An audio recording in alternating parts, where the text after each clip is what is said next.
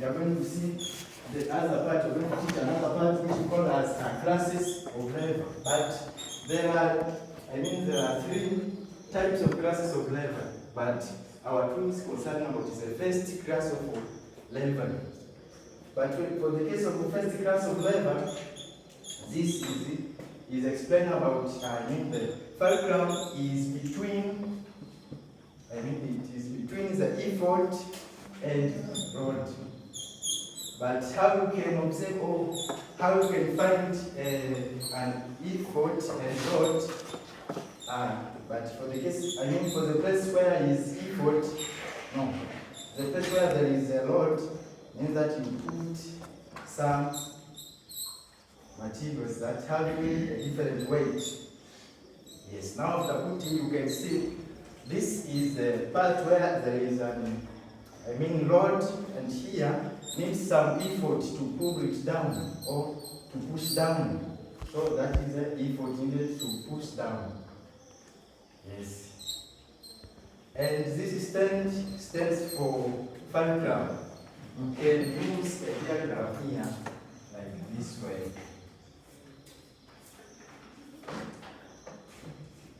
Yes, like this way. So this is stand like our tool. Here indicate effort, and here stand for rod, and here stand for fulcrum.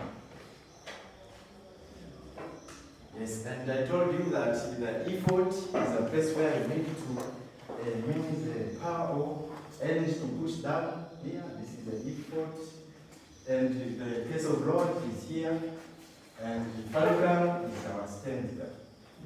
So when you are teaching, you need your students to make these tools to be balanced way. Is it? Yes. Let us now relate to our inclusive classroom. So when you're teaching on inclusive classroom, I think for every student, they can observe or they can see these tools. Let us now ask you a question. For those who are sitting back there, are you seeing these tools there? Yes. Yes, sir.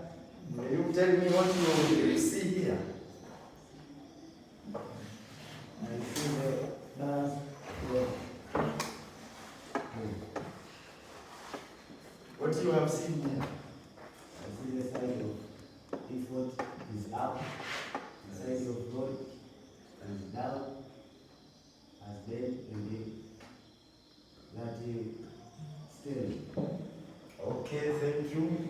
So for the case of visual impairment, you can solve it, but for some students who have visual impairment, you can take them to sit in front here, because there are two, I think you can see. For students who have visual impairment, they can see somehow. But for those who have hearing problem, hearing impairment, they can see by using eyes. Because they cannot hear well sound, but they can see what happened here. Because if students are seeing the process of rotate and return, can understand that what happened there, what my teacher teaches me about. And yes, and for those who have visual impairment, they can touch also. You can come here, you can take a student, then you instruct him or her, can touch like this way, so understand, oh, this tool does not balance. So, you can understand, is it? Yeah, sure. Yes. I think that is how we can use our tools to teach.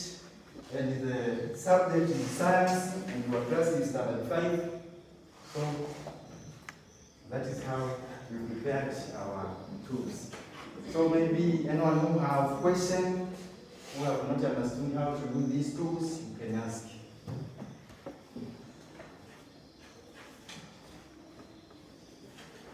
Or you want to understand how we can this can balance.